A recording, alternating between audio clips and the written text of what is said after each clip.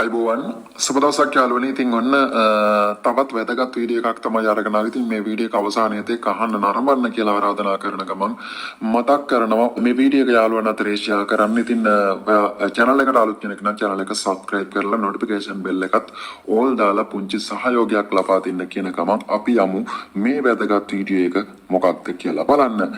ඉතින් යාළුවනේ ඔන්න ඉදිරියේදී ආශස්මට කරන්න යන දෙයක් වෙන්න යන දෙයක් ගැන තමයි මේ වීඩියෝ එකෙන් ඔයාලට සඳහන් කරන්නේ.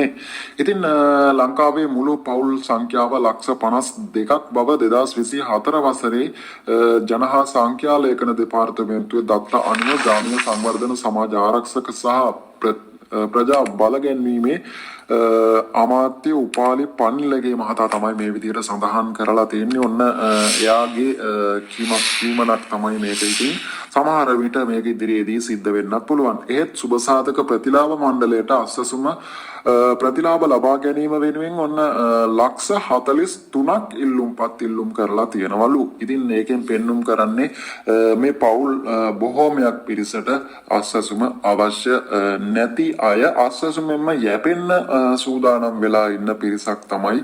එතකොට තව ලක්ෂ කීයද 52යි ඉන්නේ මුළු ලක්ෂ සංඛ්‍යාව 2024 දත්ත අනුව. ඉතින් ලක්ෂ 43ක්ම ඉල්ලුම් කරලා තියෙනවා කියලා තමයි සඳහන් කරලා තියෙන්නේ. ඉතින් මේක සැබෑම තත්වයක් නෙවෙයි කියලා සඳහන් කරනවා. බොරුවටත් අස්සසුම ඉල්ලුම් කරලා තියෙනවා කියලා තමයි වැඩිදුරටත් සඳහන් කරන්නේ. ඉතින් ඉදිරියේදී මේ සියලුම දේවල් අයින් කරලා අවශ්‍යම පුද්ගලයන්ට ලබා දෙන්න කටයුතු කරනවා කියලා සඳහන් කරලා තියෙනවා. ඒ නිසා මානසික දිලිඳුකම ශේෂ්ත්‍ර මට්ටමින් පමණක් බැලීම සුදුසු නොවන බව පන්නිලගේ මහතා වැඩිදුරටත් සඳහන් කරනවා. මෙයට දේශපාලන ශේෂ්ත්‍රය තුළ පැවති සංස්කෘතිකින් කීපයක්ද බලපාලා තිබෙනවා කියලා සඳහන් කරලා තියෙනවා. එබැවින් රටේ ජනතාව සහ දේශපාලඥයන් විසින් නිර්මාණය කර තිබෙන මෙම මානසික සහ දේශපාලන ව්‍යුහයන් ගැලවීමට නොහැකි වුවහොත්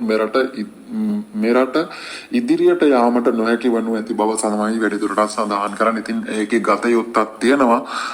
මොකද ලක්ෂ 52ක් වන පවුල් සංඛ්‍යාවෙන් ලක්ෂ 43ක්ම අස්සසුමට ඉල්ලුම් කරලා තියෙනවා කියන්නේ අවශ්‍ය නැති පුද්ගලයන් මේකෙන් භාගයක්වත් ඉන්න පුළුවන්. ඉතින් මේකෙන් ලක්ෂ 30ක්වත් අනිවාර්යෙන්ම තමන්ට පුංචි හෝ ව්‍යාපාරයක් ඔය කුමන හෝ රැකියාවක් කරන අය තමයි මේ අස්සසුමට ඉල්ලුම් කරලා තියෙන්නේ. ඔන්න ඉදිරියේදී මේ අස්සසුම ගැන සලකා බලන්න තමයි සූදානම් වෙන්නේ කියලා තමයි අපිට මේකෙන් ඉඟි කරන්නේ. ඉතින් ඔයාලටත් පුංචි හෝ රැකියාවක් තියෙනවා නම් රුපියල් 15000ට වඩා ඔයාලා ආදායමක් ලබනවා නම් ඉදිරියේදී අස්සසුම ලබා ගන්නවා නම් මේ වෙනකොටත් ඉල්ලුම් කරලා තියෙනවා නම් ඒ ඇප්ලිකේෂන් ඉවතට දාන්න තමයි ඔන්න කටයුතු සිද්ධ කරන්නේ. ඉතින් ඒ වගේම තමයි මේ වෙනකොට සමහර අය රාජ්‍යාංශයේ වැඩ කරනවා. හැබැයි නෝන අස්සසුමට ඉල්ලුම් කරලා තියෙනවා. ඉතින් නෝනට අස්සසුම ලබා දීලා තියෙනවා. ඉතින් ඔන්න ඒ අයට දුක හිතෙන ආරංචිය තමයි ඉදිරියේදී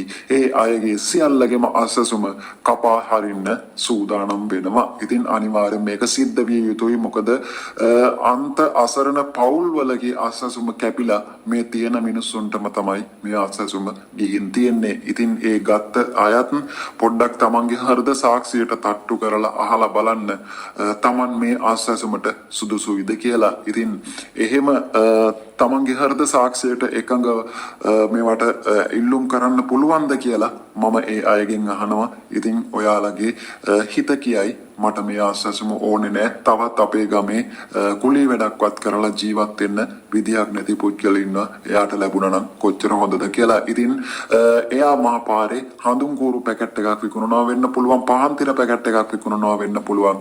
ළමයාත් එක්ක තැඹිලි ගෙඩියක් පාරේ තියාගෙන පලා මිටියක් පාරේ තියාගෙන විකුණනවා වෙන්න පුළුවන්. හැබැයි ඔයා අර රජයේ පඩියකුත් ගන්නවා.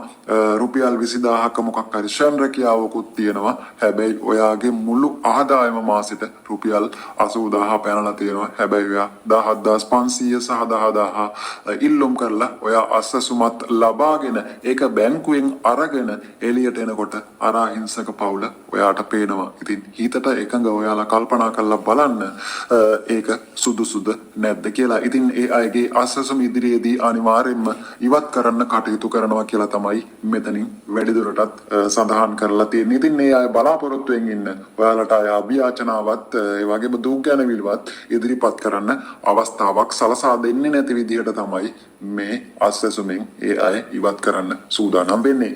ඉතින් මම හිතනවා මේ වීඩියෝ එක වැදගත් වෙයි කියලා. ඉතින් දෙසැම්බර් මාසයේ වෙනකොට මේ සියල්ල ප්‍රශ්න විසඳෙයි.